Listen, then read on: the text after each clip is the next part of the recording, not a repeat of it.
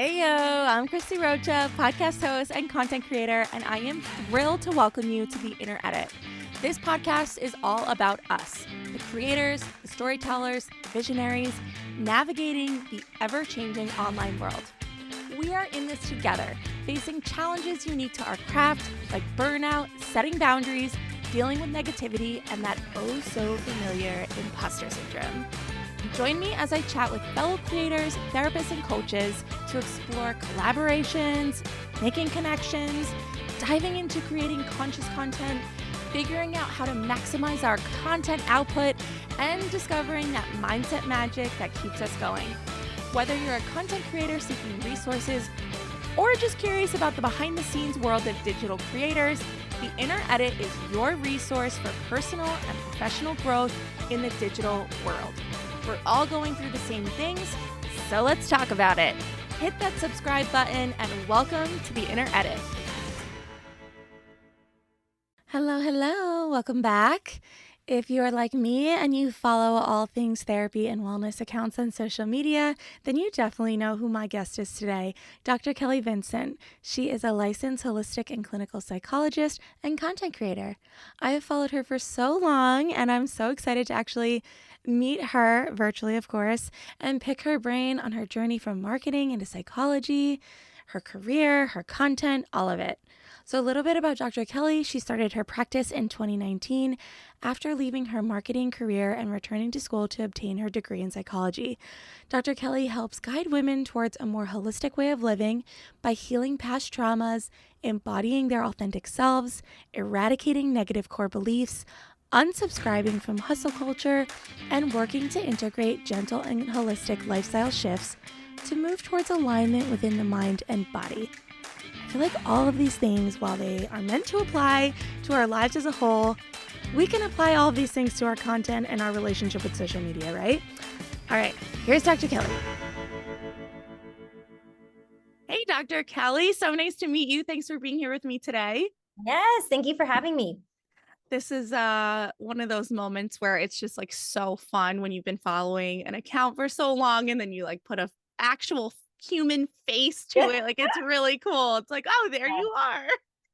Physical body exists. A physical personality is actually present. Yes. Yes, Well, thank exactly. you for following, by the way. Yeah, of course. Of course. I follow almost exclusively like therapy and like wellness accounts, and you're one of like I feel like one of the more OG accounts.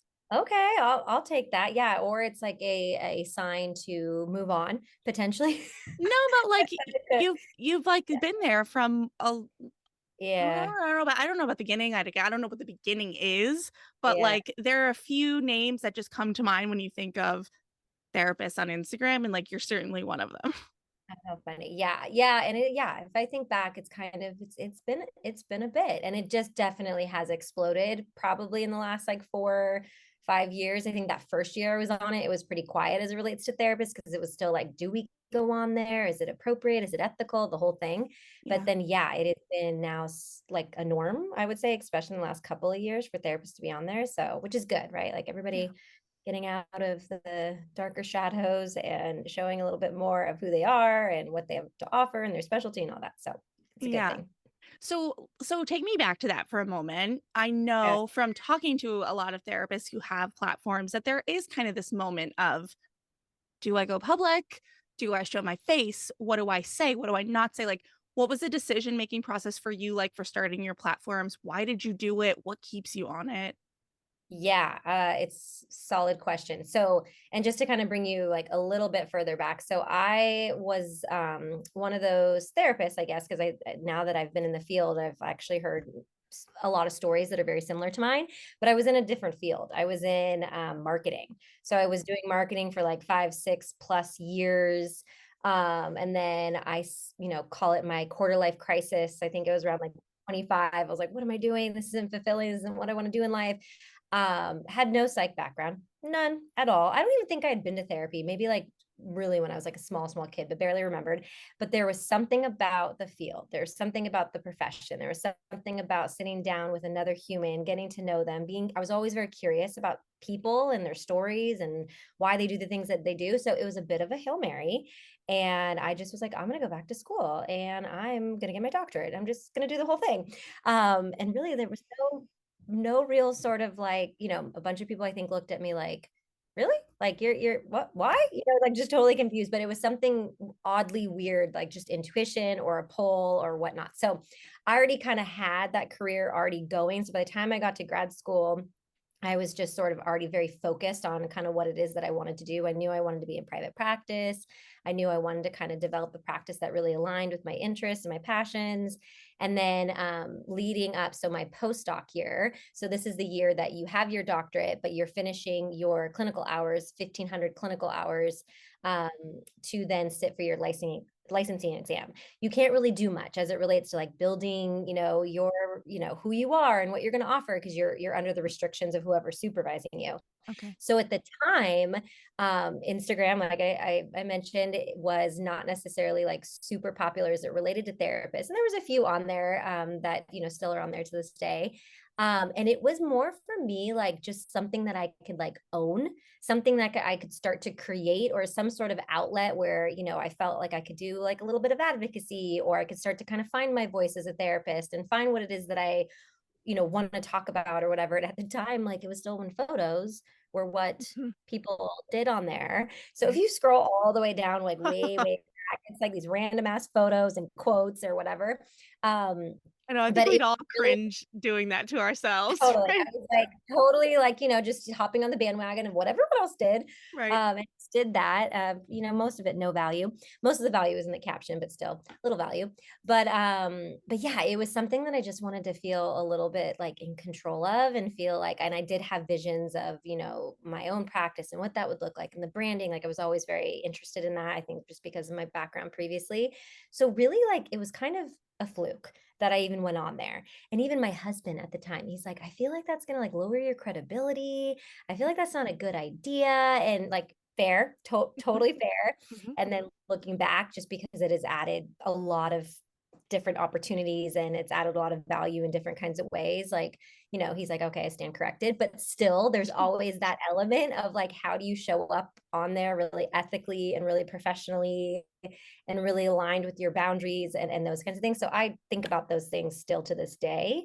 Yeah. And I feel like I've done a pretty solid job at separating who I am, like really personally. I mean, I add a little bit if you've noticed. If you do follow and look at my stories, there's a lot of in sync in there right now. So there's a little glimpse to my personal life of what I'm into, so it's like I try to, be a human, but then also know that I have tons of clients that are following it. Yeah. And I have to be really like mindful of, is there something I may say about something personal that could interfere with our work, right? So I'm always kind of thinking from that lens, whereas some therapists, really take the human first route, which is totally fine. I think everyone's a little different. But for me, that's kind of felt good and what's worked. So long story short, it was a little bit of fluke of why I even started it Yeah. and why I it's so on. I feel like what's so interesting is the more people I talk to, I feel like more often than not, those that have a really like solid community behind them have started in a fluky kind of way or with zero expectation. It's almost like the more calculated you are, the less likely it is for people to grab on. Maybe, yeah. I mean, yeah, I was never intending to have a following, or I mean, I do not consider myself an influencer Right. whatsoever. I consider myself a therapist that's on there. But yeah, no. And again, at that time, that wasn't really that. I think most of the therapist accounts weren't that big yet. Like I do think Right. like once all the therapists started putting out real psychoeducation and like the graphics and all that kind of thing, and that's when I saw my account shift, is when I was putting out a lot of education. Then it kind of exploded in this is other direction. But yeah, it wasn't something I thought like, oh, I'm gonna get a ton of clients from or anything like Right. that. It was more just like, oh, this is like something I can just own myself and kind of develop my identity as a therapist and what that looks like. And An yeah, maybe a outlet. few clients will find me an outlet. Totally. It was Yeah. a creative outlet. Yeah. Uh, and then, yeah, I would say the first year that I opened my practice, because so that was like 2018-ish, Mm-hmm.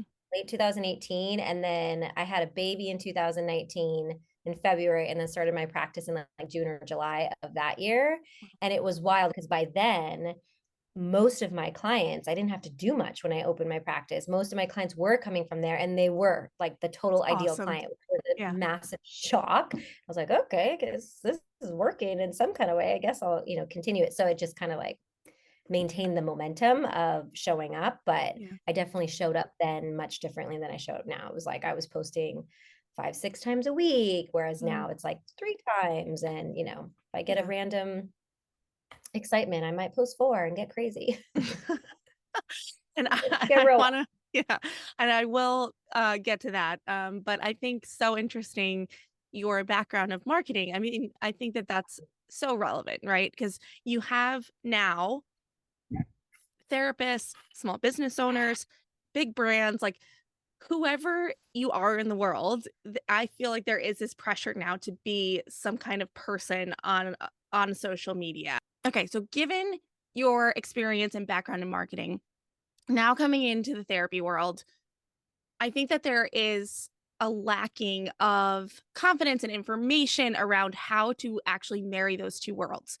What would you say you took from one and applied it to the other? Like take your background into what you do now with your private practice online and whatnot, and help your fellow therapist creators. Yes, yes, yes. Okay. So yeah, I mean, I would say a couple of things, and some might be helpful to kind of reapply to their own situations, and some might just be very specific to my situation.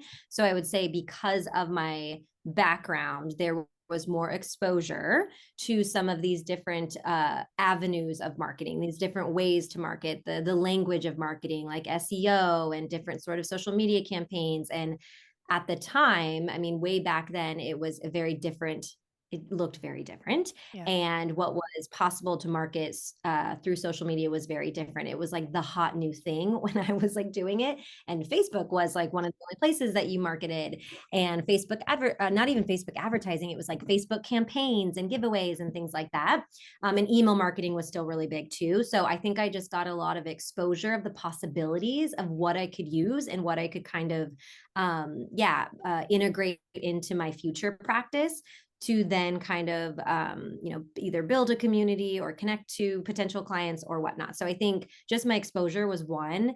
And then I think the other piece of it was the experience, the life experience. So me having all of that business experience and working for a lot of big companies like Sephora and Visa and other small businesses and things like that gave me the confidence, gave me sort of that professionalism, the imposter syndrome and knowing what the frick that feels like, all of that exposure, just life experience, Yeah. I think clinically has completely served me because, again, you don't have to go through every single thing your client's going through, but I think there's elements of real relatability that really help your work and can really kind of uplift your work in a certain way. So I think having that experience really helped serve me because then it helped catapult this idea of relationship building and how important that is to relationship build and have that personality to be able to like build those relationships and the charisma and connect with people and be curious about people. Because at the end of the day, you have to have people come in this room and be comfortable with you Yeah. and sit with you and feel comfort and safety. So I think some of those relational skills both served me in the room with my clients, but then they served me getting to know people in the community, which then helped build referral channels and networks and things like that.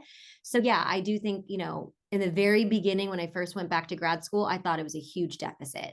It was like such imposter syndrome. I am such a fish out of the water. I know nothing about psychology. And I remember one of my favorite professors and who was my chair of my dissertation and everything. So I was with her like for a good amount of my time.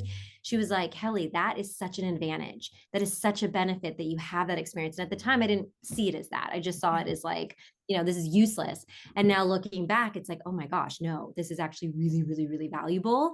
And then on top of that, I think it can be hard to kind of go, yeah, from undergrad right into grad and then into like the professional world, and then sitting with clients, a decade older than you. And right, there's just elements that they still can be helped, right? I think they still have the clinical skills to help a person, navigate whatever they're navigating.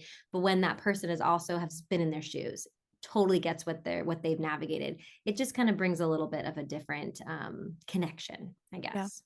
Yeah, I think the connection piece is huge, and I'm gonna go back to it, but it's reminding me so much of, um, my mom actually is a business coach and has a podcast for interior designers because Cool. in their field, there's like one business course in Yeah. design school, and I feel like that's similar for Yeah. therapists and wellness programs. It's like at Yeah. the end of the day, you have to go out and have a practice if you or Yeah. that's so like you have to be a business owner. You have to know No, how to totally. build and grow and sustain a business, and it's not Totally. taught. It's No, not taught. even in psychology, I don't even think it is taught. Like maybe I think there was one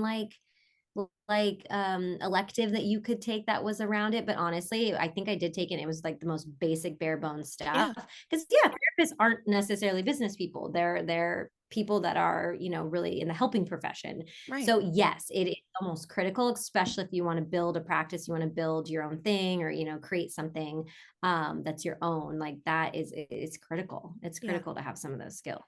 And then on top of it now in 2023, you also have to be a creator. You also have to be a digital creator and like make videos and create quote reels. And a lot of people Yeah. now have podcasts. Like you have to now have this other element. Yeah. Um, and that's bringing me back to the relationship piece. I am very comfortable building relationships in person or even like this one on one over a Zoom. How did you build a community digitally Yeah. through a social media platform? Yeah. Good question. Well, I don't totally know. No, I think if I pull back and I think about it, I think my purpose of being on there was to add value. And you hear that from all like the Instagram coaches and all the things, right? Everyone's trying to sell you how to do the things. But I do think at the end of the day, especially with something like Instagram or TikTok or whatnot, people are just going there either to be entertained or provided value, right? They don't want to be sold to. So if I really think about my platform, I guess, I never was selling anything until much later when I was like, oh, I'll try the course thing. I'll see like what that's like. And that was a whole nother ball game of selling. That was not my jam. Okay. I was no, I just couldn't do that. And so there's other ways that I'm thinking of kind of bringing in passive income, but like it just didn't feel right to me. It just didn't feel like the tactics that you see, like the Jenna Kutchers of the world or whatever. They have such a machine of how Oh they my do I things. And literally that machine, it was the word. yeah, She is like she rolls and it that out, man. level of marketing and the level of like, the scarcity, oh, this will be gone and you need this. And like to me, just in the world that I'm in, just feels like the opposite of what I want to do to people. Yeah, And plus she's selling something that's gonna make people money, right? So it's a right. whole different sell versus like I'm helping people heal. Like that is such Yes. a softer, more gentler thing. So it really wasn't a match. But yeah, I think how I grew it, I think there was a lot of connections that I actually made on that app. So it was kind of like a one-to-one thing, DMing each other and getting to know each other. I mean, like I said, there's a handful of people that I've met on Instagram that are now like friends.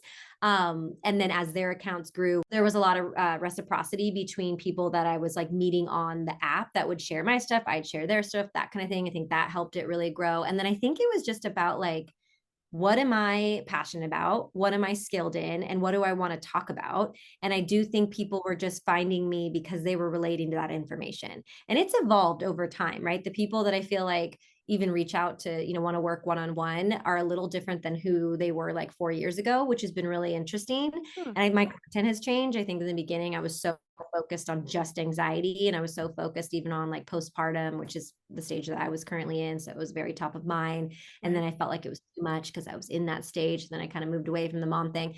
But I Yeah. think people just naturally gravitate because you're speaking to whatever it is they're thinking about or feeling or worrying about or struggling with or whatever. And I wasn't necessarily trying to be super intentional to get more. It was just I was kind of putting out things that I would talk about in session, and then I think people just sort of like just yeah resonated with them. And then I think at the end of the day, let's be real, with social media, some of it is just a little luck. Like Yeah. there's just a massive amount of luck that can happen. Like one of the reels, and most of my reels don't do well at all, which it is what it is. I just put out there stuff that I like. But and so the one that did really well, and like one of the only ones that truly went viral, it's not even my audio. It's someone else's freaking Don't you love audio. that? It's like it felt like I felt wrong for Right. it like helping my account, if you will, so much, because it was like that's not even me dogging. What she was saying was something that I would normally say, so it was very aligned with things that I was saying anyways. But it's just like that caught for whatever reason. Yeah. And then over the years, a few there's been like Bravo reality stars that have reposted, and right. So there's been a few accounts that have, there's this Ted Lasso actress that reposted, so there's been things that like have happened Exciting that though. then, super fun.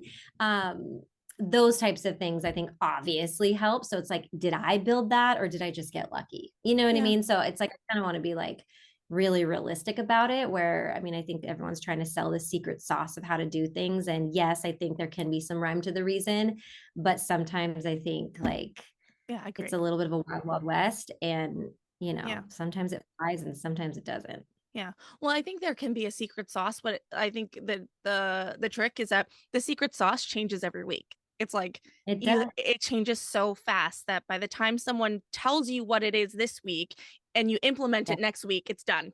It's Yeah. we're on to the next. And at the end of the day, we all know we cannot keep up with that. Yeah. Nobody can sustain that level of innovating and creation and keeping up with all the trends. And you'll see like there's like waves of people that are totally on it and doing it, and then they kind of back off. And then right, like Yeah. it's not sustainable for anyone. So everyone kind of looks on the app and they're like, oh, they're doing it so well. Oh, like they make it look so easy, and at the end of the day they're not. Like they Yeah. they have their moments of where they hate the app and they've taken breaks, and so we're all in the cycle Yeah. together. We're just at different stages of it. Yeah. Yeah. So going back, um, mentioning that you now have, friends that you've made in person, sharing each other's content, like go back and talk to me a little bit about how those relationships, like how did they actually happen? Because I talk to so many Yeah. creators who feel so alone and they Yeah. are just sitting in their room behind a screen all day and they want nothing more than connect to someone who gets what they're doing, but they don't know how to make that connection. Like, how did you do that?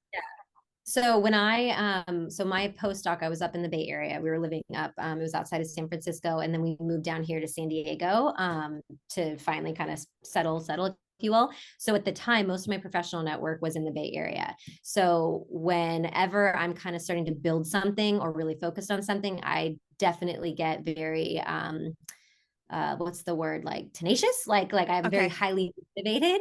So I think in those early stages, I was seeking out people that I saw were doing something that I would want to do, or I felt like had a lot of value in helping me X, Y, and Z ways. And I think this is the best part of networking, is this idea of just Yeah. getting curious about their story, about their journey, about the hows, and offering a lot of admiration or whatnot. Everyone loves to be their ego stroked here and there, Mhm. but truly, especially if it's genuine and it's authentic. And I think I just got really curious of the different people in San Diego to get connected to kind of start building out that web of the network. And then even on social media too, right? So it was like DMing each other about something or helping promote whatever they're promoting, or right, like there's just that like nice like reciprocal nature of like I'm here to support you kind of thing. So I think, yeah, I mean, how I did it was I literally just reached out to people Yeah. and just, hey, like would you be willing to, like, I know, so one of my friends, she's also on Instagram. Actually, she's one of the OGs too, I think, and now has taken like a little bit of a break, which I'm very envy of her, and I will get there. But yeah, I literally reached out to her in DM, and I'm like, hey, I would love to pick your brain. Like, I'm starting my own practice. And she actually helps a lot of therapists build their own practice and modern private practices. So she actually had like a workshop and a lot of value. So I like just asked her if we could go to lunch, right? And so like we met up in real life, and those things can be a little awkward. It's like a little bit of a blind date, but I think like again, it's just another human sitting in front of you, and if you're curious, it's never awkward, right? If you're just curious about what it is that they're doing in a very genuine, authentic way, where you're not just trying to get things out of them, you're trying to really just understand, and maybe offer any value you have or whatever.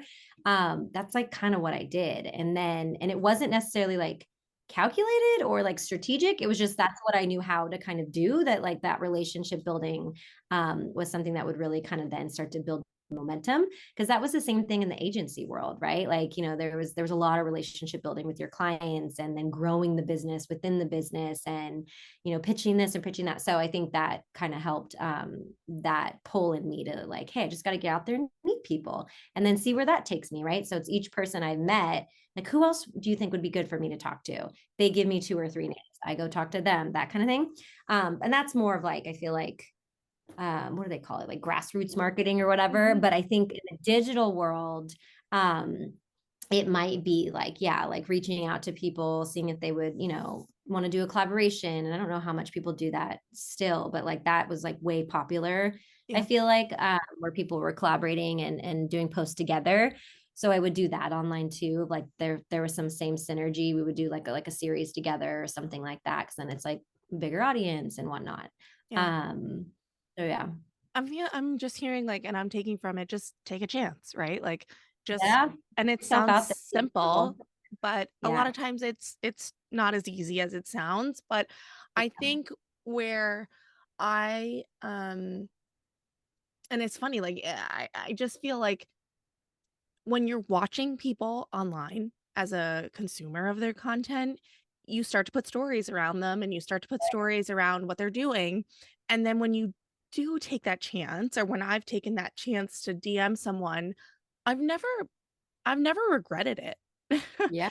I've never Yep. gone, "Oh gosh, that went horribly." Usually that person is like, "Oh, thank goodness someone checked in with me and reached out." Like, I feel this is a lot of where this show is coming from, is because I feel like so many of us are just sitting behind our phones, like waiting for someone to be like, "Hey, I'm out here too doing this and I would love some help." And Yeah. I don't know, maybe it's just because I'm like sticking to like wellness folk, Yeah. but wellness folk are like, "Of course, like, Yeah. you, like, what can I do Yeah. for you?" Yeah, totally. Yeah. Well, and we know too, again, like in this world, it is so relational, right? Like, and I think like, and some people, I mean, I know for myself over the years, I've gotten to like really enjoy these podcasts. I always try to like figure out where to fit them in, because just schedule wise, it's like such a beast. Mhm. But once I'm always doing them, I always enjoy them because they're just human conversations, right? Right. But yes, going back to what you said, putting yourself out there and being vulnerable, and kind of just taking that leap and keep trying, right? Even if something doesn't work, try again, try this way, try that way. As long as you have a really rooted Yeah. why you're doing what you're doing, Mhm. what is the purpose? And yeah, that why may include some sort of ROI of some kind, It or it could just, should. yeah, it should. Yeah. Yeah. Yeah. Well, sometimes if you get too focused on that, it starts to get really frustrating, because it's not True. necessarily picking up in the way that you're wanting it. So it's like, I think if the why also of just sort of the root value of what you're doing, like for me, it's like making kind of mental health more relatable, more modern, more like accessible as it relates to, it's not as scary. Mhm. Talking about stuff that like normally don't get talked about, like the nervous system and the regulation, all that stuff. So it's like that feels good to me. And yeah, it's become part of my business in these different kinds of ways, which is really Mhm. cool too. But yeah, I think that why is also like really important, because it is a machine. It's Yeah. constant. It constantly needs to be fed over and over and over. And so it's like, what is the like why? Like where are you going? Like what are you wanting? Like Yeah. what is it? I even asked myself that. I'm like, okay, so I'm still putting energy and effort towards this, definitely way less than I used to. But like, what am I like for why? Like again, what is that ROI? Like, what does that even look like? Like, what am I doing this for? I think is a constant question to have, because there's also so many different options, Yeah. right? You know, TikTok and Instagram and Threads and Lemonade or whatever that freaking new app is, you know, I know, so can't keep many up. things. Like everyone wants to be, you know, I feel like TikTok, you know, is now becoming kind of the main, and Instagram's got, you know, it's like just like with Facebook, just like with MySpace, just I'm gonna really date myself, just like Friendster, you know, like it Yeah. all just kind of fades and evolves. And I think it's really hard to keep it up. But I feel like if you stick with something that really resonates with you and who you are, and a strategy, meaning of who you are and what feels authentic to you, I think just sticking with that, I think it will produce results eventually. Yeah. I agree with you. And there's a reason why these things are said over and over again. And it's because they're true. And I will Yeah. just say, I think that in my experience, it feels like this easy thing.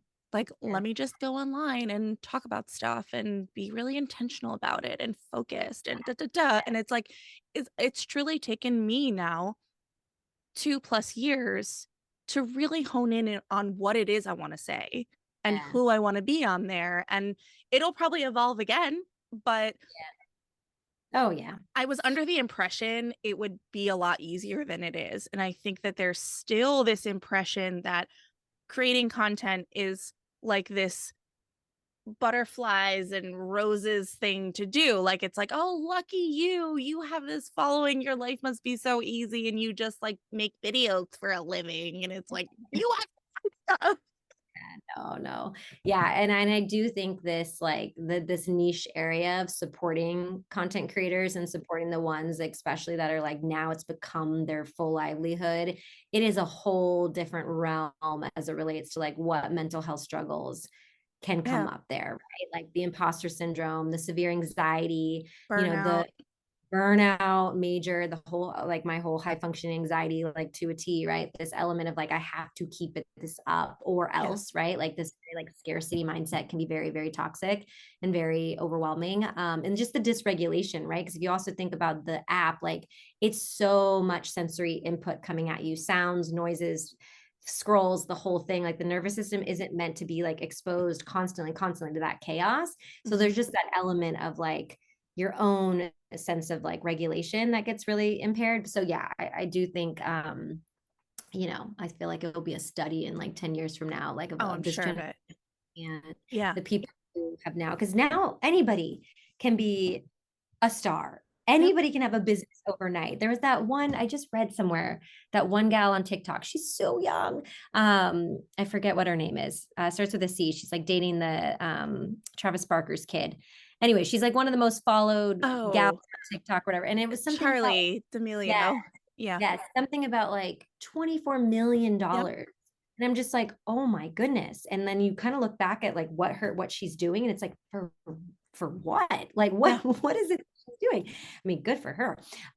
So there's that Yeah. element of like that kind of human that goes from like completely unknown to this like very young, impressionable, like very pivotal, like critical developmental years, and then all of a sudden it's kind of like, you know, celebrity or music star that also grows big, right, or gets huge. It's like, oh my gosh, the mental health of that, right, like to sustain that, you know, level of pressure and whatnot. So yeah, I do think it is so needed and necessary. I even see with her in particular, just because you mentioned her, I saw a video recently and it was a PR strategist talking about how whoever her PR strategist was, and I was like, who said she has one? But secondly, like all the things they've already done wrong. And like if you watch the video, in me watching it, I'm not a PR strategist, and I was like, oh, I could see what she's saying there, but it was like we're talking about like a 18-year-old kid. Like, and Totally. maybe, and when she started this in COVID, she was like 16 years old. Like, Totally. there was Totally. nothing she was doing intentionally, dude. Like, it was she was just That's flying by the seat of her pants. Like, that's what I'm kind of saying. I think sometimes like, you know, for a while, like a couple, like maybe 2 years ago, I was like doing like a smidge of like coaching other therapists and then I stopped doing, so I was like, I don't even know if there's a like I don't even know what to tell people anymore because like I don't even know if there is like a real formula or way to Oh, do it or like you just kind of keep doing it and so or at least maybe there is. I don't know. I guess there's tons of people that now have businesses tell people that this is how you do it and this is how you're going to, have $30,000 months or whatever they claim. But yes, I do think that there's a bit of randomness to it. And I do think there's a bit of like also catching the wave early, like there's that element too, yeah. and just kind of continuing to feed the beast in a different kind of way. So it's yeah, Yeah. it can be tough. So we've mentioned it a few times, just the aspect of like the beast feeding it constantly. We mentioned the word burnout. Like, what are have you in the past just been like, I'm done with this? And how do you get back on the horse? Like, do you have signs that that you can tell for yourself you're starting to burn out with it? And do you take breaks? Like, Yeah, how do you manage that? yeah, it's a great question. And yes, I've had many, many times where there is constant questioning of why am I putting so much energy and effort into it. And I think actually over the last year and a half or so, I've been so, and I mean, I'm a psychologist too. So I think about like all the things underneath it. I've been so kind of analyzing the roots of it. Like, what am I attached to? Like, what is it bringing Mm, me? Like, what is it feeding as it relates to some of my belief systems? Like, my worthiness or my enoughness or my likability, right? Like there's definitely often, and I'm not saying that for everyone, but my hypothesis would be that there's some of that that gets fed it too, for which is sure. why like showing up, you keep showing up, you keep showing up. Like, okay, I can't stop doing it, right? And if I stop, then what? Like, so there's this like panic, anxiety, angst kind of attachment to it. And Mhm. as soon as I noticed that happening, or if like post wouldn't do well for like a week or two, and I'm like, what's happening? Then it was like, okay, well, let's take a step back. Let's take literally a deep breath. Let's regulate myself and ask myself what is actually going on. What is the emotion here? And what is that emotion tied to? What belief system is getting triggered here? And that whole like recalibration has helped me kind of like detach from it like quite a bit where like I don't, these days actually I was just talking to my assistant that I brought on recently to kind of help post and stuff like that, which is like a godsend because I was literally doing it all. Yeah. But I thought to myself, like my whole calendar isn't usually it's like a month out or right. Like usually, and I just haven't had time because I'm building also a group practice and have employees and like I'm doing a lot of other things just in my day-to-day, two kids, Mhm. all the things. And I'm like, I just don't have space for this. Right. And so the idea of like, I'm just maybe not going to post content for like a month and like, I'm just going to kind of take a little bit of break. And to me, it feels so good now because that doesn't freak me out.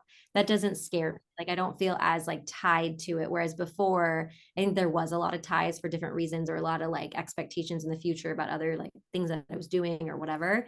But yeah, I mean, burnout, how can you not get burned out? I Yeah. mean, it is constant and never ends. Like you are, it's never ending because it's this like, what do they say? Like just complete, there's no ceiling.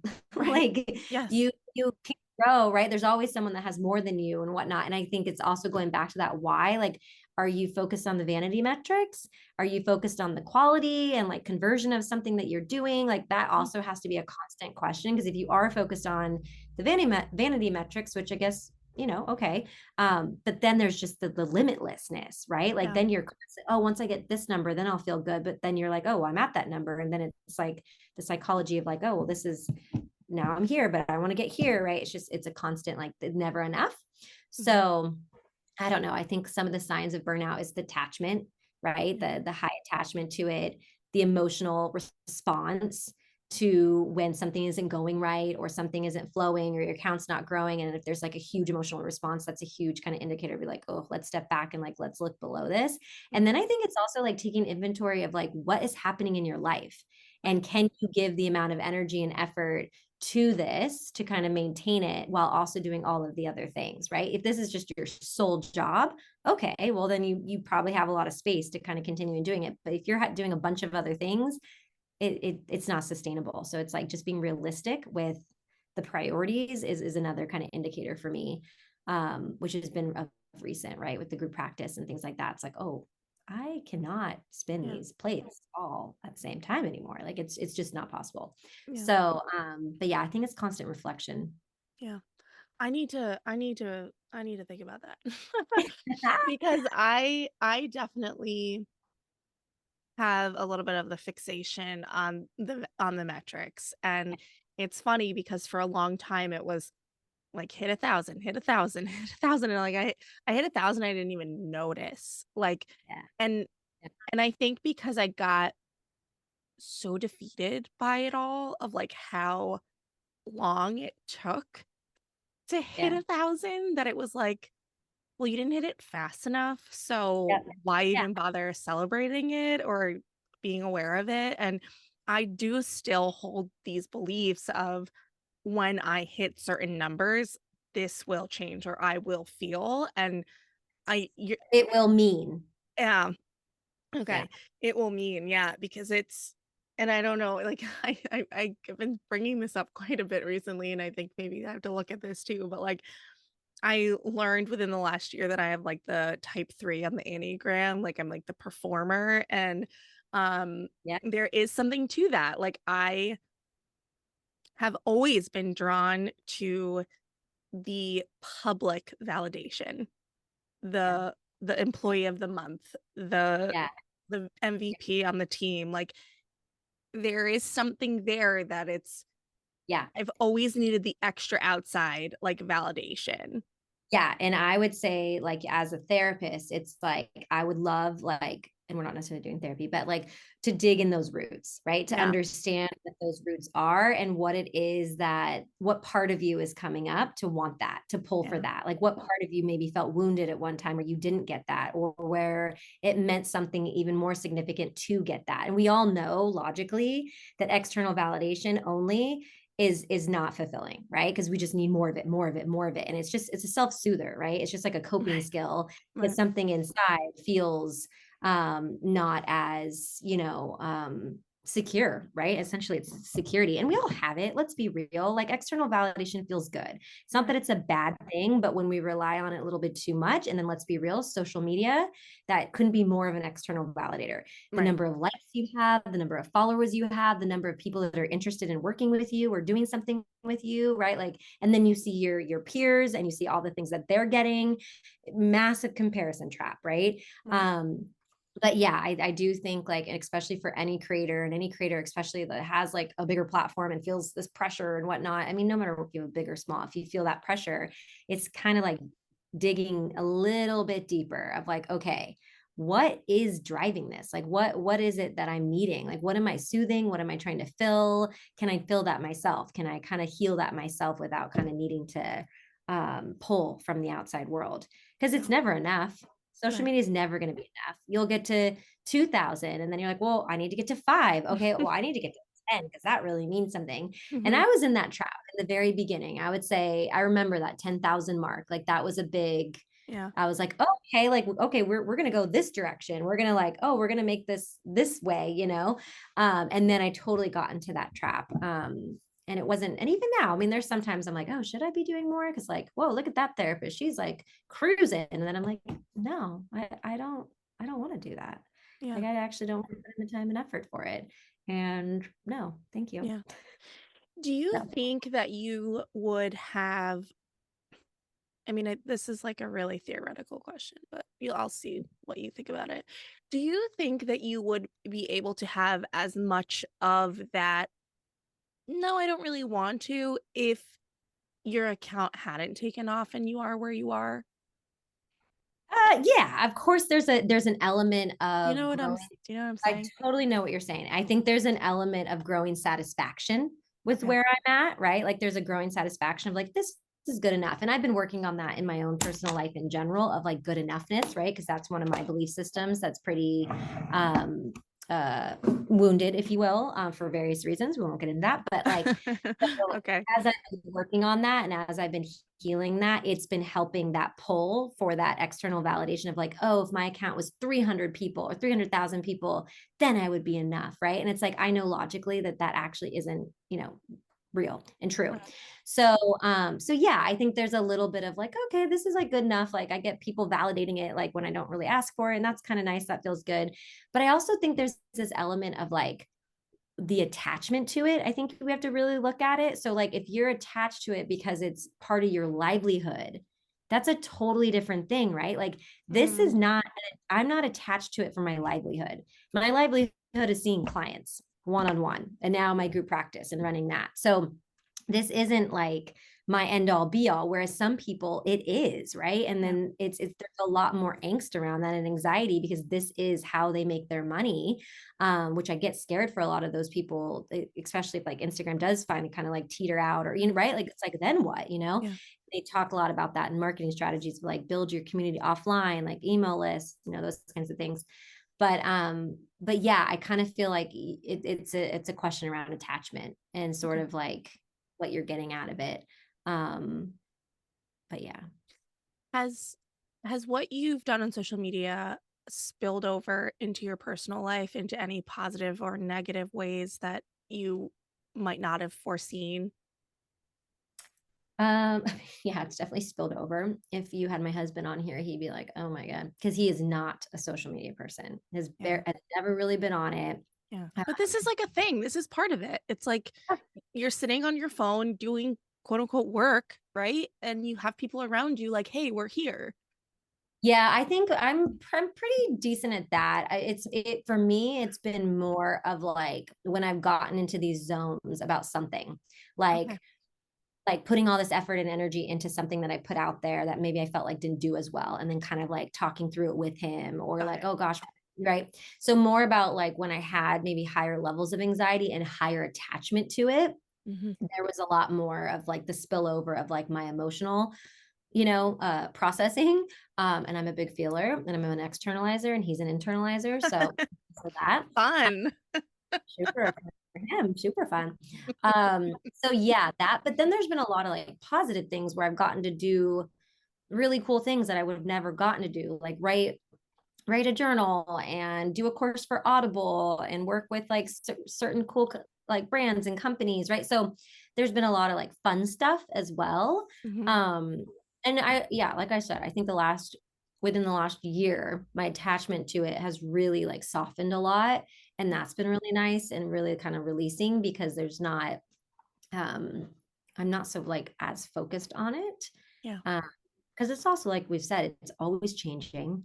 Yeah. It's becoming really saturated. Like it's just I do think it's a little harder these days than maybe it was before. Just Yeah. in kind of the world that I'm in, because there's a lot of therapists on there now. Yeah. Yeah. And you mentioned your journal. I had noted your journal, and actually I went and downloaded your imposter syndrome resource.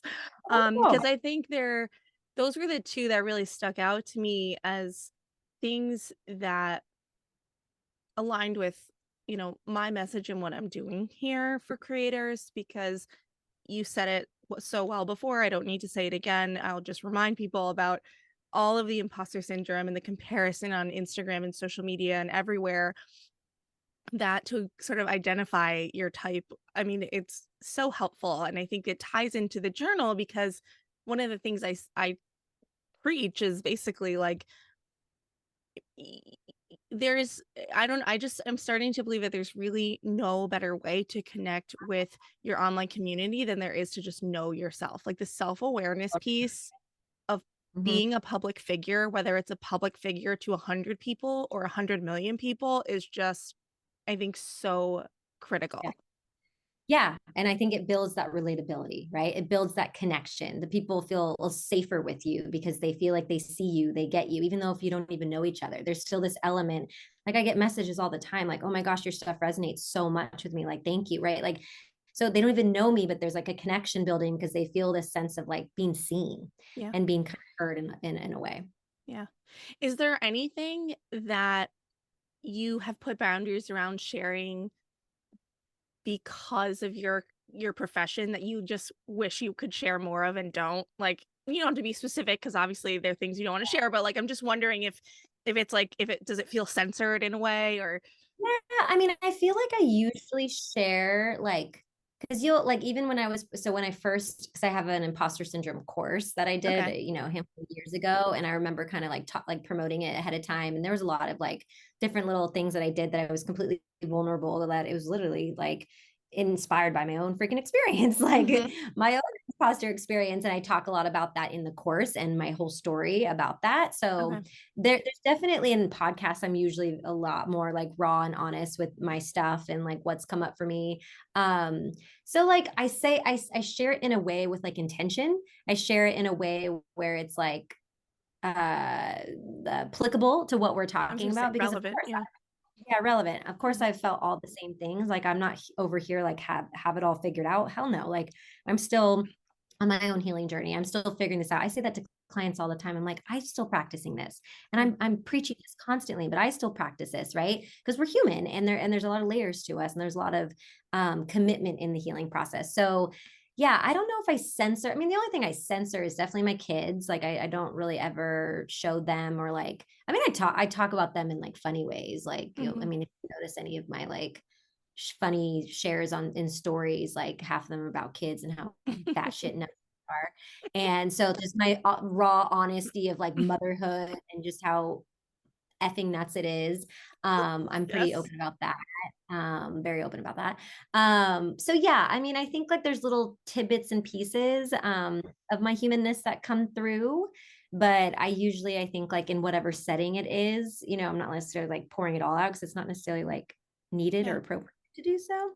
But it Um, feels like it's what you do share feels like enough for you. Yeah, I think so. Yeah, Yeah. I think so. Yeah, feels enough to kind of be able to be, and I think I could do more. I think my account, I have noticed that like if I did do more, it probably would be even like double the size, because the more people know you and see you and like relate to you, just like a lot of the influencers who are literally just influencers because of their lifestyle. Like there's nothing that they're Right. they're just like lifestyle, or they're attractive or whatever they are.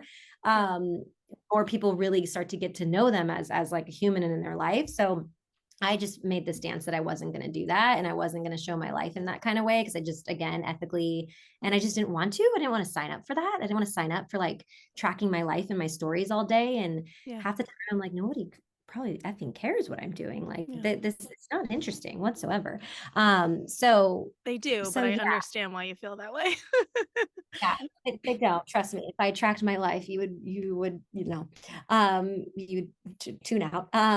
But yeah, yeah, I think again, it goes back to intention, right? Yeah. Like intention. I do think like if the intention is to like get something out of it, then the expectation, might not be met, right? Like it might be Yeah. disappointing versus just kind of authentically sharing because it feels good or it makes sense or it would help somebody that's following you, or like Yeah. it's, yeah, more intentional.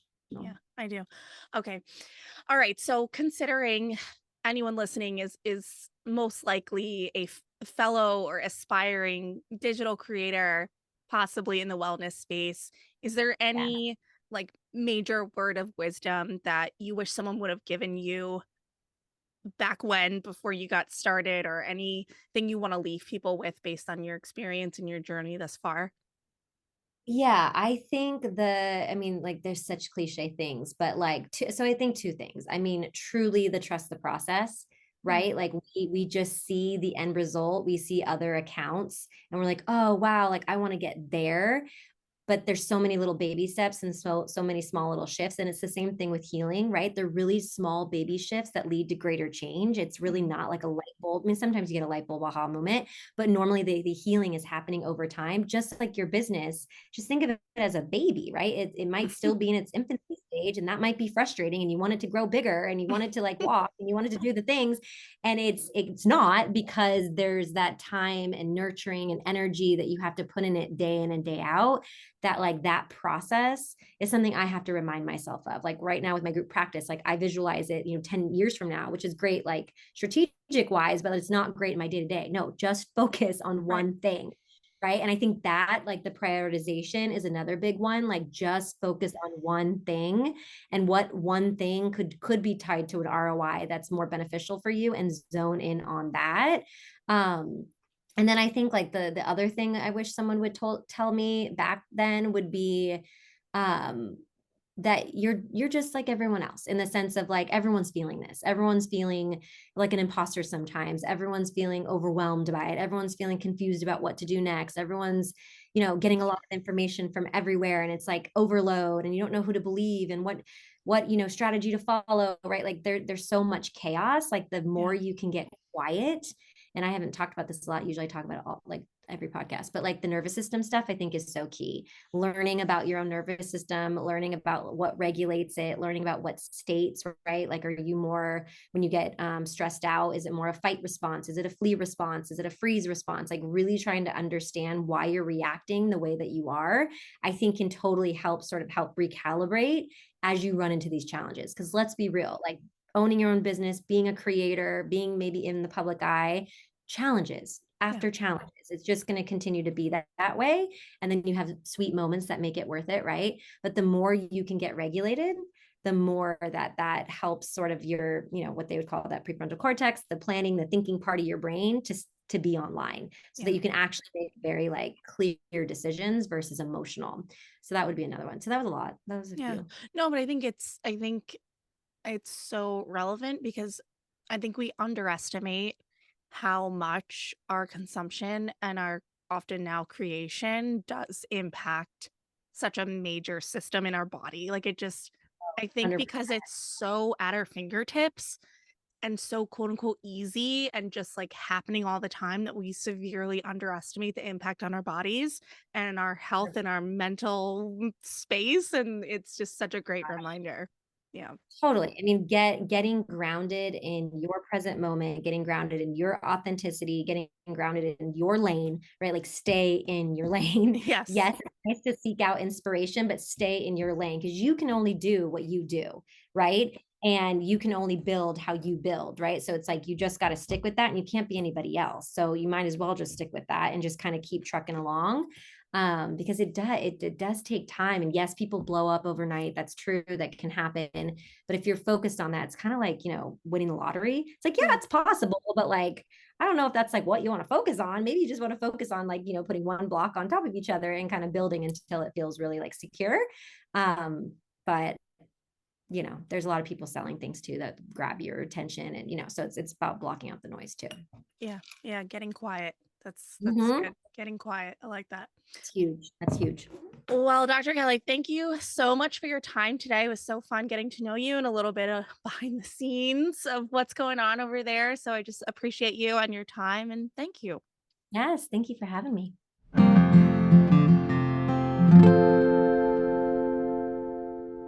Okay, so Kelly had all the check marks here, from imposter syndrome to external validation to transferable skills. You would like to think that someone like Kelly would never have imposter syndrome, but I'm so grateful she admits that she did. And like she mentioned at the end of the episode, we all know that most creators are going through the same things.